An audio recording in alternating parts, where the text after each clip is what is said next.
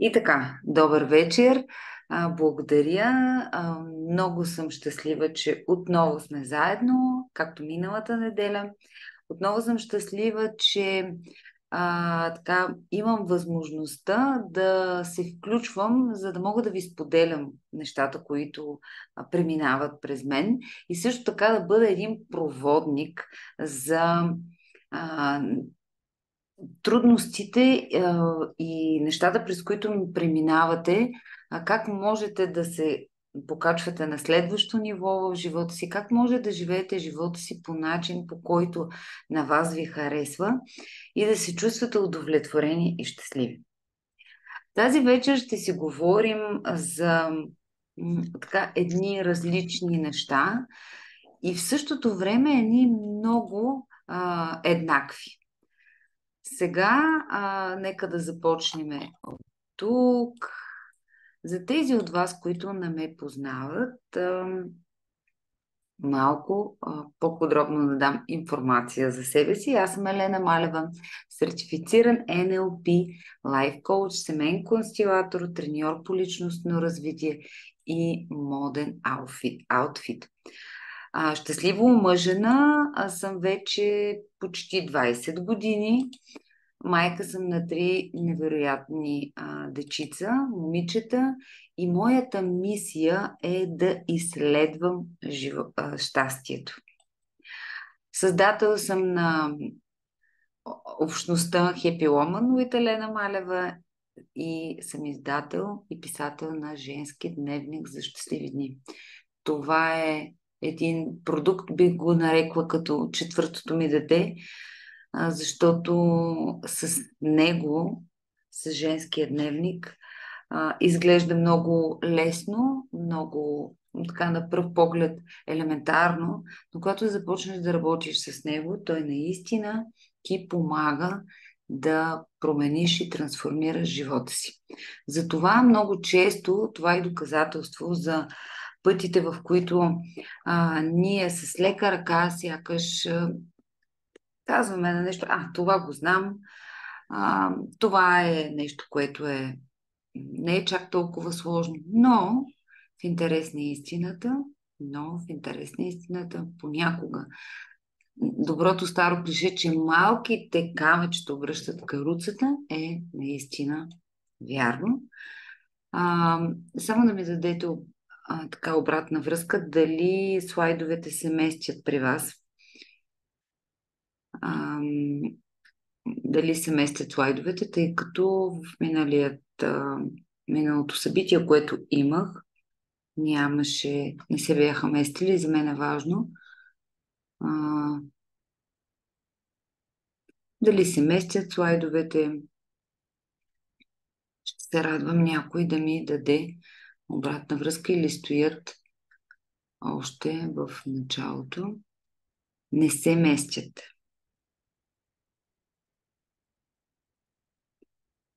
Само на първия слайд. Добре, много ви благодаря, защото това е много важно, тъй като съм се подготвила и бих искала да получите така сега дали се местят слайдовете, дали виждате как излизат нови и нови неща.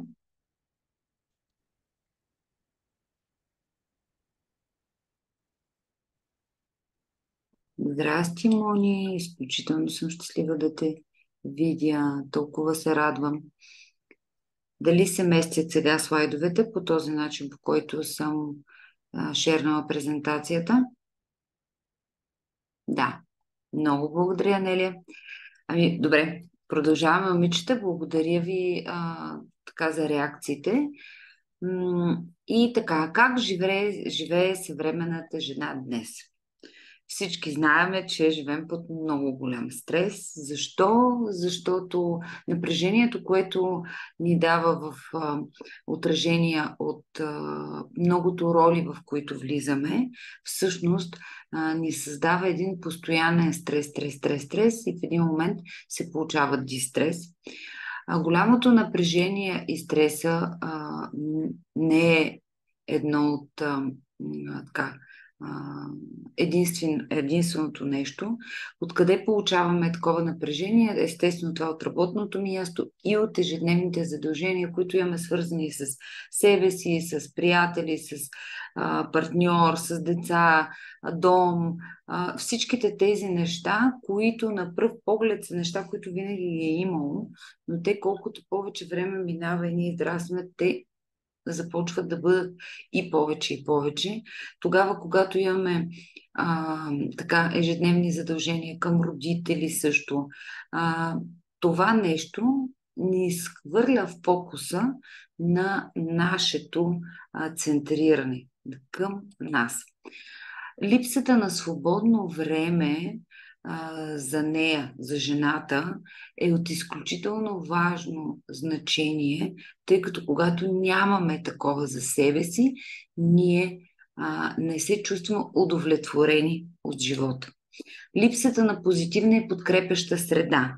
Среда, която да не е от тези хора, които всекидневно се чуваме, виждаме, обаче тези хора са по-скоро под нашето ниво. И като казвам под нашето ниво, абсолютно не искам да обидя никого и не става въпрос това, че има някой, който е на повече от другия. Напротив, ние всички хора сме равни, но не всички хора израстваме наравно и заедно. И когато средата, в която общуваме, е среда, която ни напряга, потиска, тя е различна от нашето мислене, тя мисли по различен начин и действа по различен начин и ние в един момент самите ние изпадаме в такива състояния, в които някак си това, което виждаме, не ни харесва, но нямаме друга опция.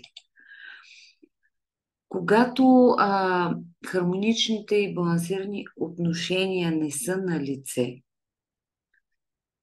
това създава изключително стрес и напрежение. Когато тук не става въпрос за нещо, което да живеем в скандали, всекидневни побои или някакви такива неща. Не, тук става въпрос за дори и дребни неща, които не знаеме как да имаме отношения с другите хора, как да говорим. Много ми харесва фразата "аз съм си такава". Нали, аз съм си такъв, аз съм си такава.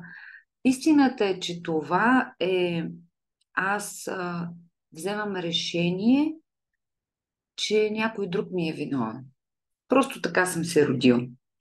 Ние се раждаме като един бял лист хартия и нашите родители са тези първите ни учители. Учители, които ни насаждат тяхните вярвания, убеждения. След това идва средата, която е обществото, започваме да комуникираме.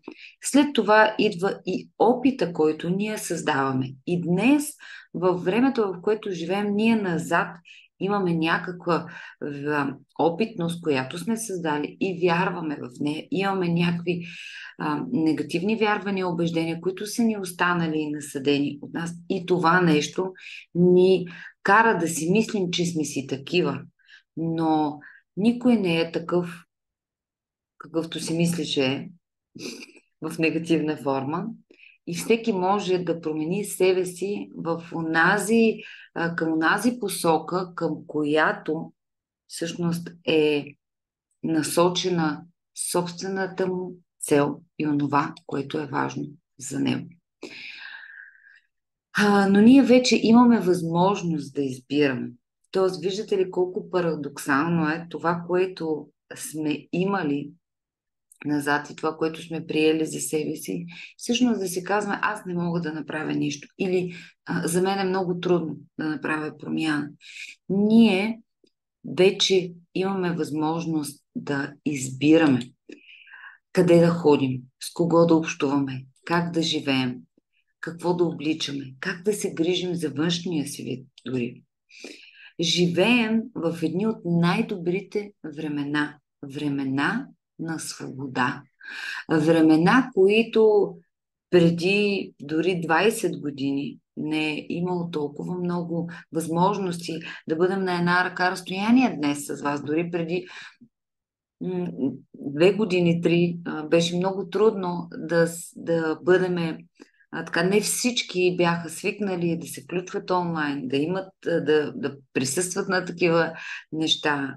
Виждате, че с всяко нещо, всяка изминала година, света става все по-комуникативен, все по-отворен.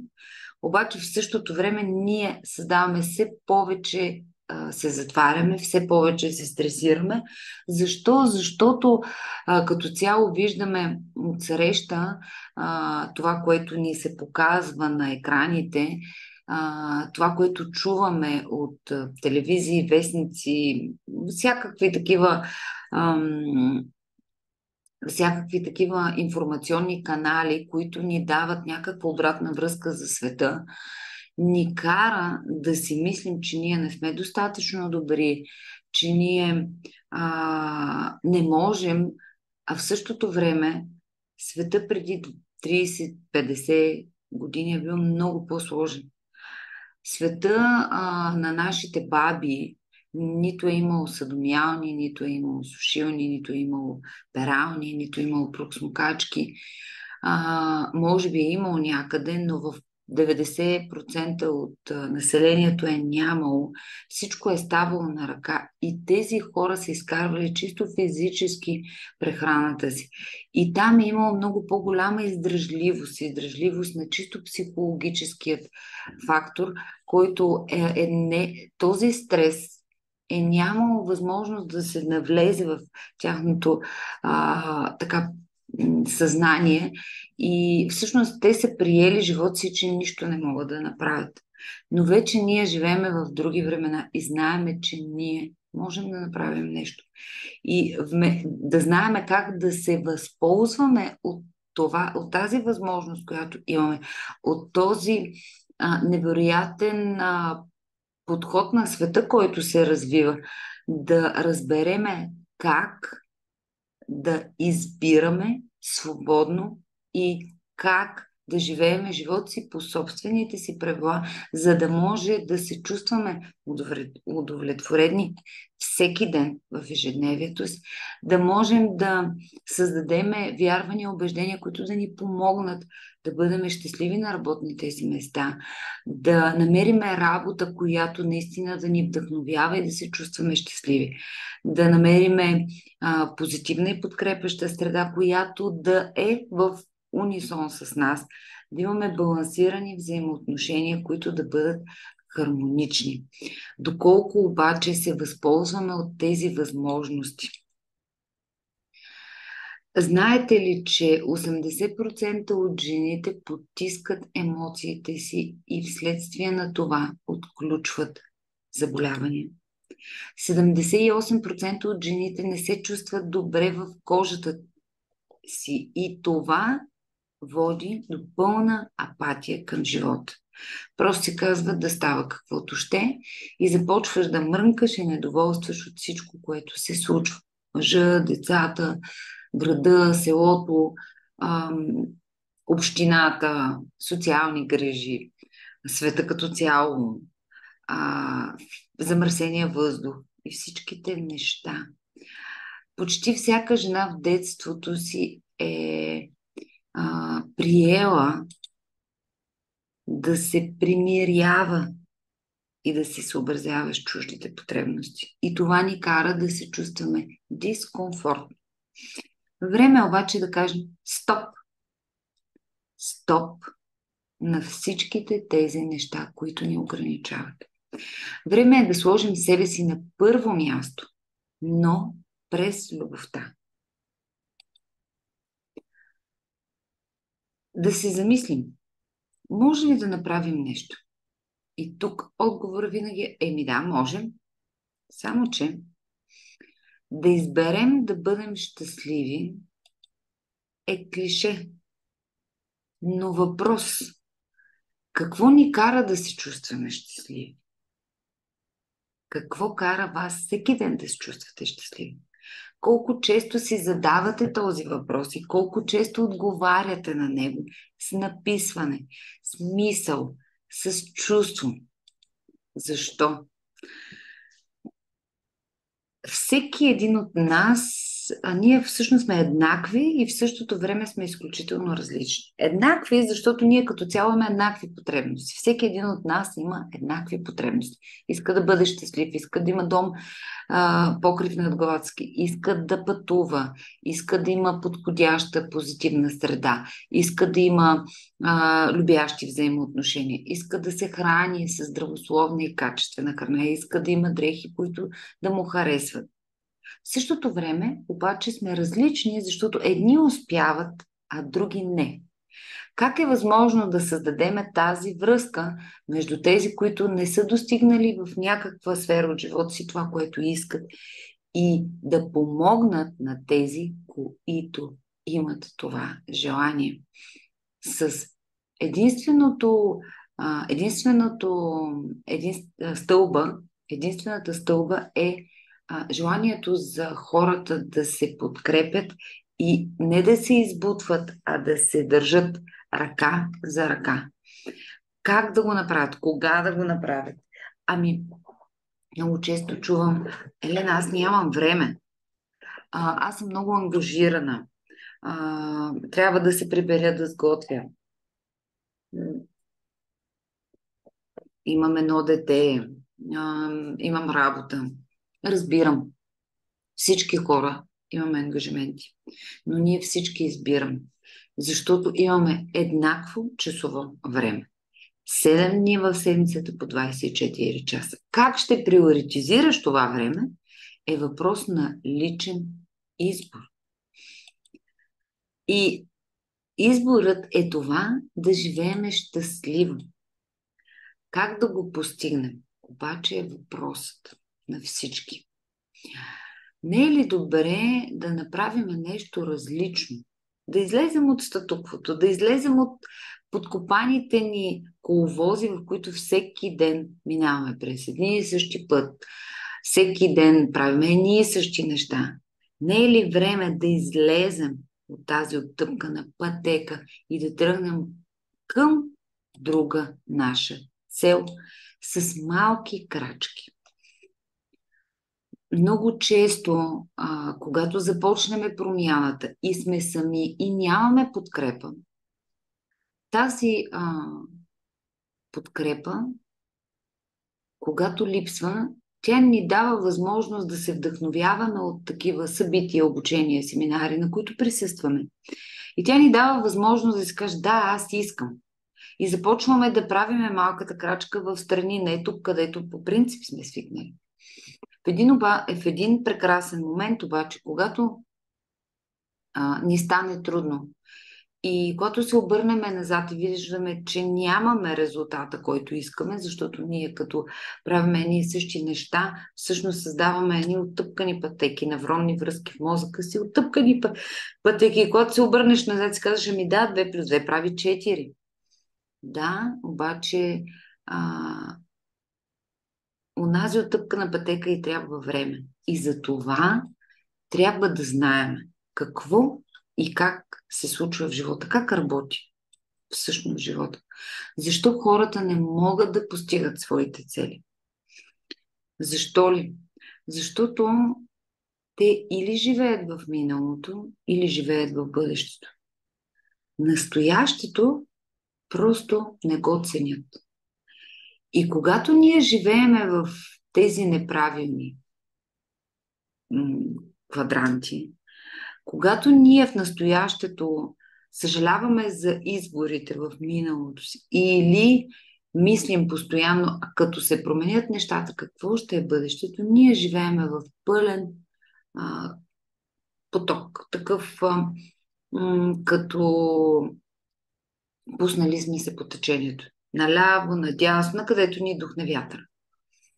Само че това нещо ни гарантира с времето да бъдем сами.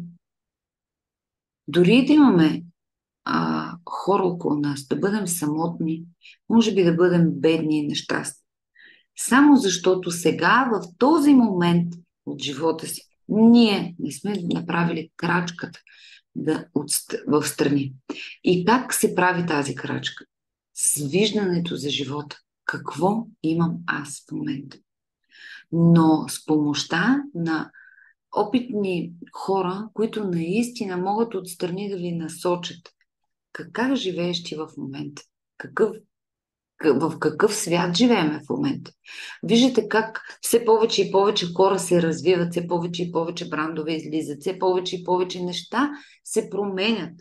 Всъщност, вие може да бъдете част от тази брънка. Брънка, която ще ви помогне след виждането за живота да отидете в бъдеще 2. Но тук имате нуждата да направите онази крачка в страни и да не следвате тълпата. Времето минава. И ако днес ти не вземеш решението да промениш нещо, то утре ще бъде същото. Други ден също. И си представи, че в момента си на 80 години и се обръщаш назад. Как би искала да се чувстваш? Искаш да се обърнеш и да си щастлива от изборите, които си взела. Да бъдеш обградена от здраво, щастливо семейство. Или искаш, може би, да имаш семейство, но да се чувстваш самотна и да съжаляваш за дните, възможностите, за които си пропуснал. И вярвам, че никой здраво мислещ човек не иска да бъде в бъдеще 1. За да попаднеш в бъдеще 1, нищо не е нужно да правиш. Просто си продължаваш напред и чакаш да дойде времето за твоето погребение, защото много често хората умират на 30 и погребват на 60, 70, 80 години. Не е ли важно да попаднем в бъдеще 2? Да променяме и напрягаме себе си, за да можем да се чувстваме удовлетворени всеки Божи ден от живота, който имаме. Как можем да го направим? Важно е да запомните и да предадете на децата си. Защо хората се озовават в бъдеще 1? Защото са имали такъв житейски сценарий, който не са коригирали на време. И просто са приели, че те нищо не могат да направят. Трябва да се направи корекции. Всеки път, когато видите, че няма забележим напредък към целта ви, когато видите, че нещо не се случва както трябва, просто трябва да направите корекция. И тази корекция трябва да бъде с цената на средата. Да имаш среда, която да прави същото като теб, която да е трудно, но всеки ден да прави малки крачки. Всеки ден ми е трудно да ставам. Аз съм от хората, които много обича да си поспивам. Неделята ми е един такъв ден, който го обожавам и си поспивам. Но всеки ден аз ставам 6:30. Колкото и да ми е трудно, колкото и да ми е болезнено, защото аз знам, че това е моята цена, която трябва да платя, за да постигна своите цели. Всеки ден ми е трудно да взимам някакви решения. И затова е важно всеки ден да виждате и да разбирате къде се намирате. Важно е да запишете своето решение още сега. Какво искам да направя? Искам ли промяна или не искам? За да промените житейския си сценарий, е важно да разберете живота. Живота ни е игра според определени правила и закони.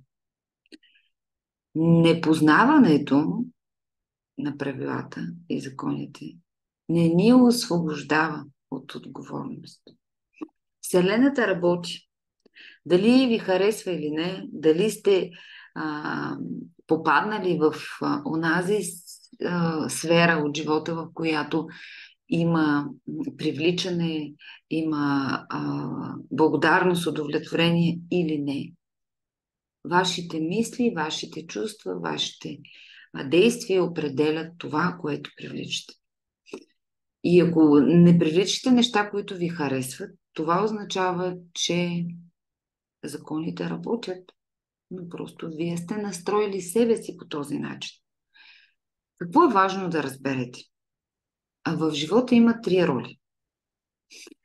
Ролята на играч, ролята на наблюдател и ролята на сценаристи. Има хора, които просто живеят живота. Казвам някой какво да правят и просто го правят. Правят го, нито се оглеждат, нито се замислят. Те си мислят, че от тях нищо не зависи. Просто вървят като конне ескапаци. Има едни хора, които много обичат да наблюдават. Да наблюдават какво се случва отстрани и просто да недоволстват в дадени моменти.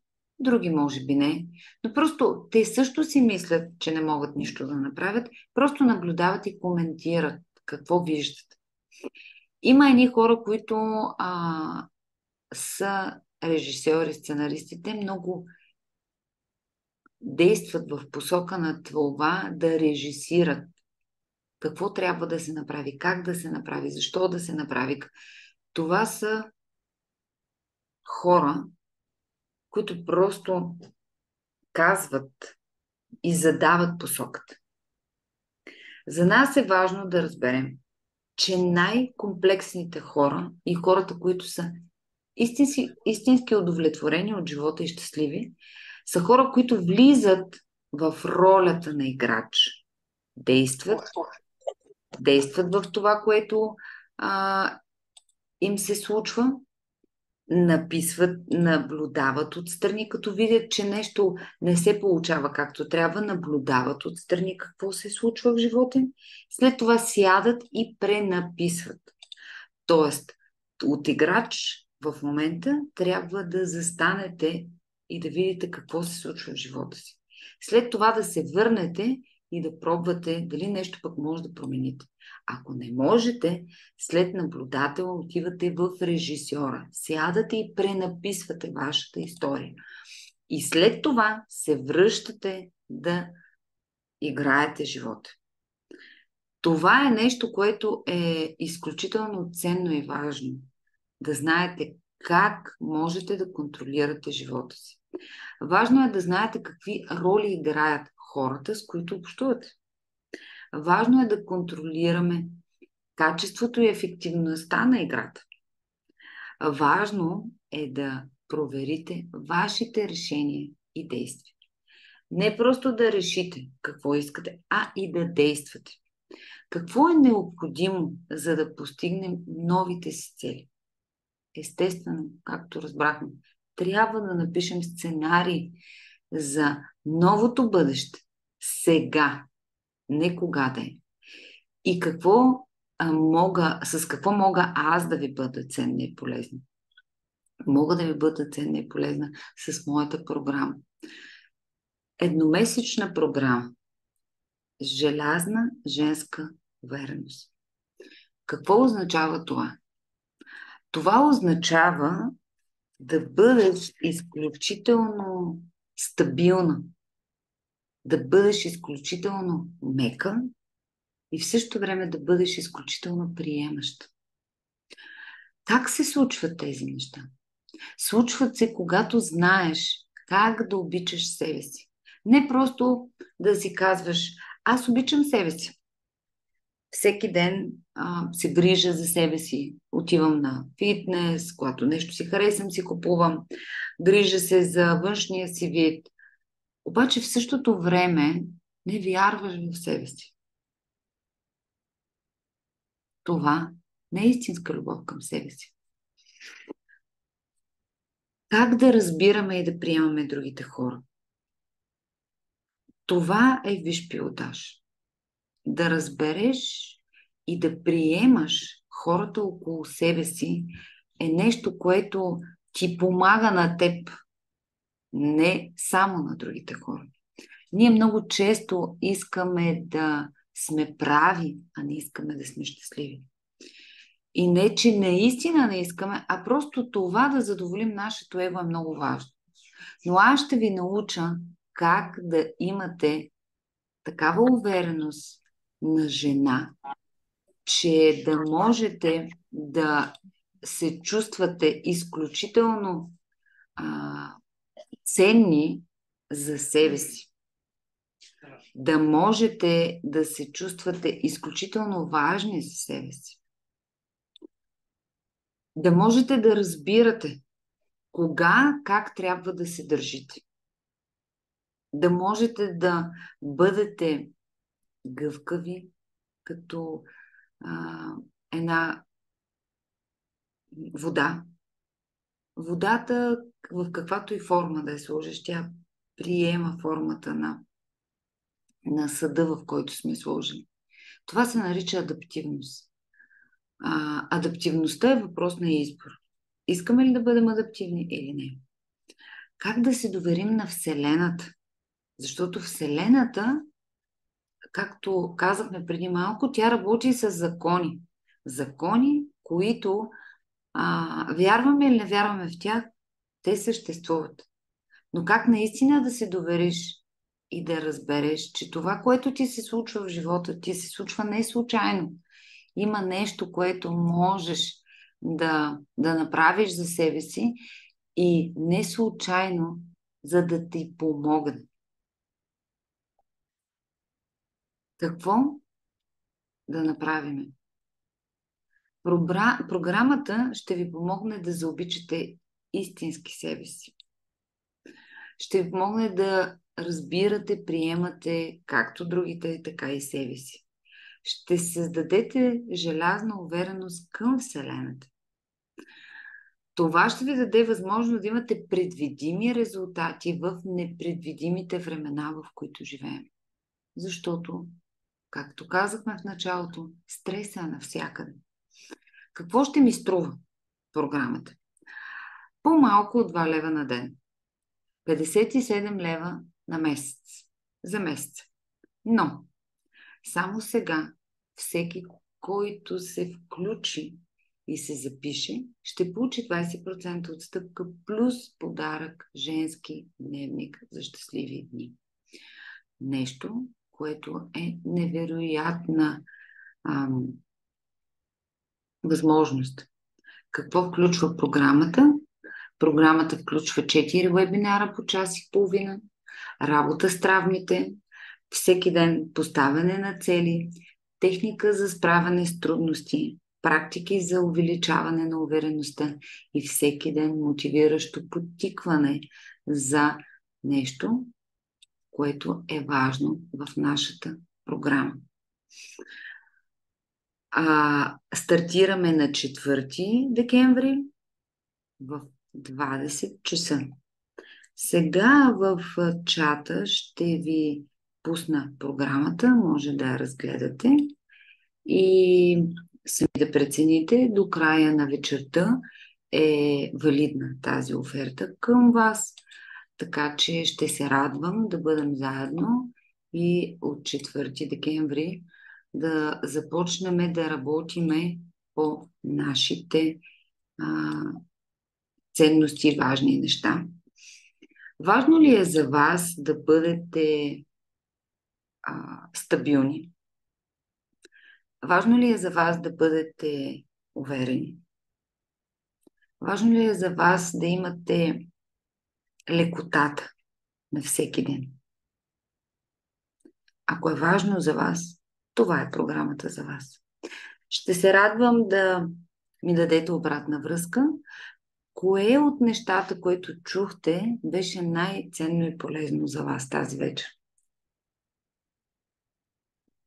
Даже ако искате, може някой да си пусне микрофона, камерата и да се включи.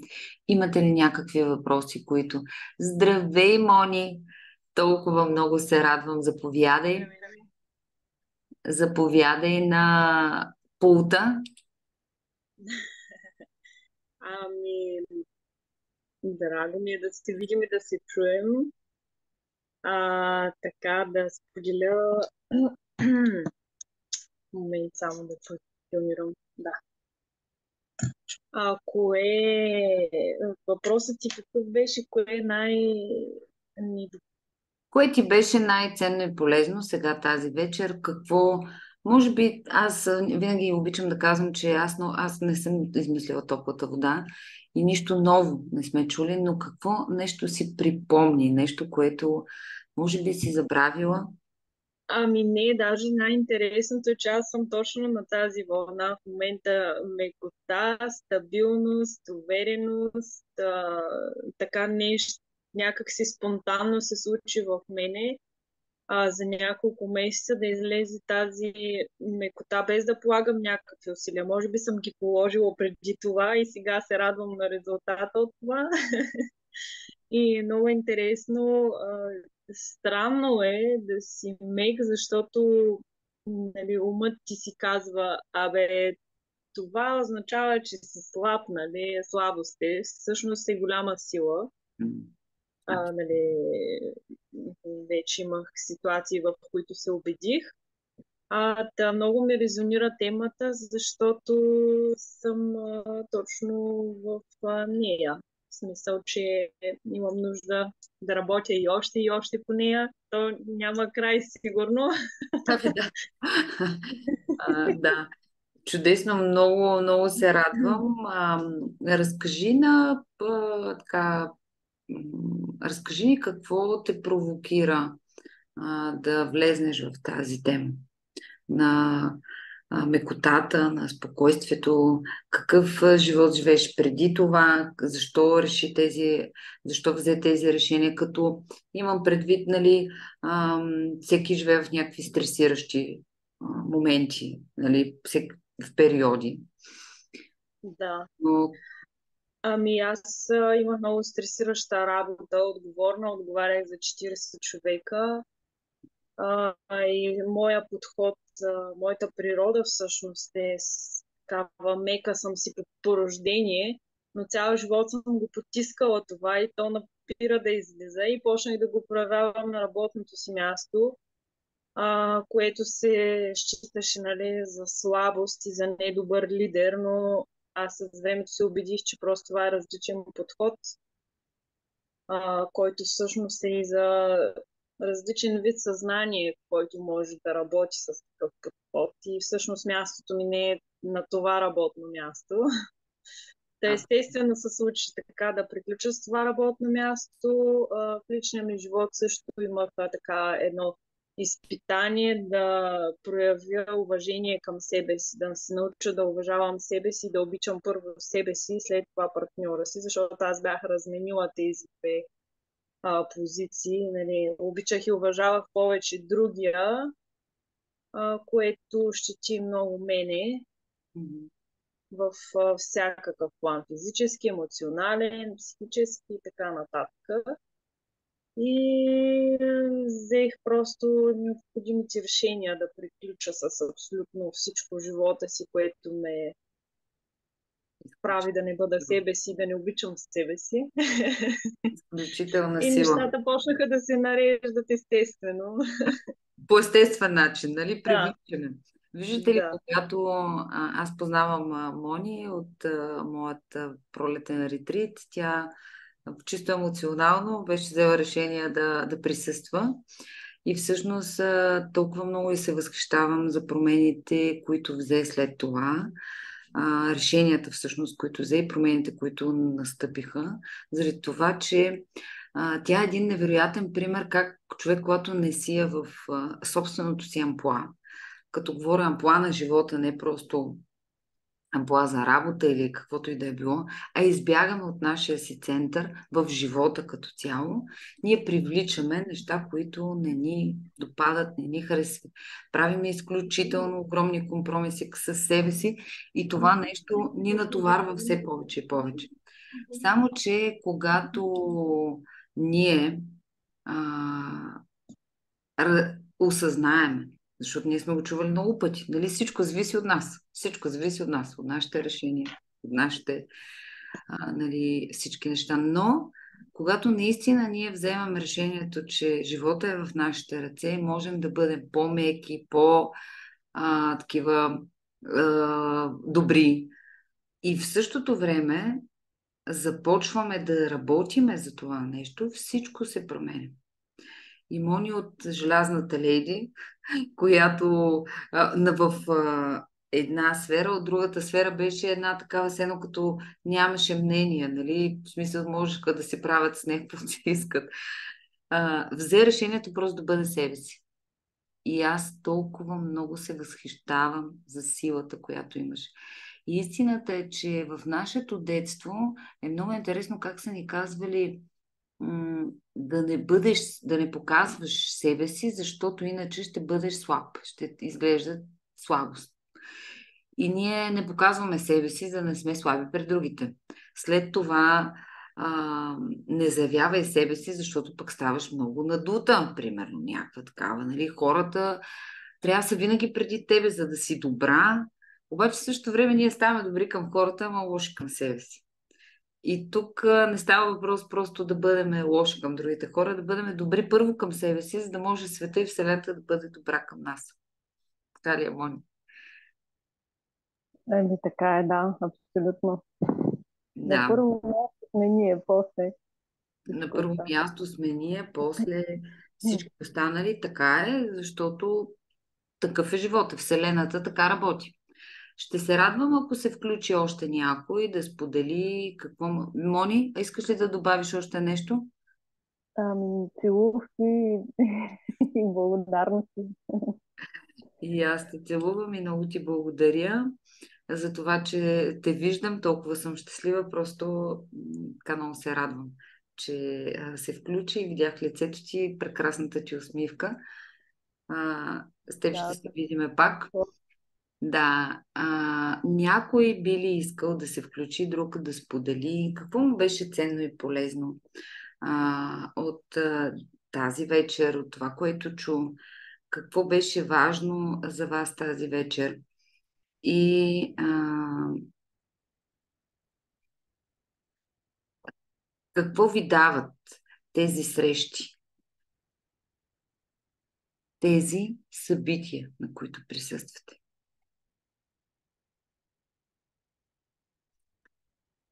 Ще се радвам, ако дадете обратна връзка.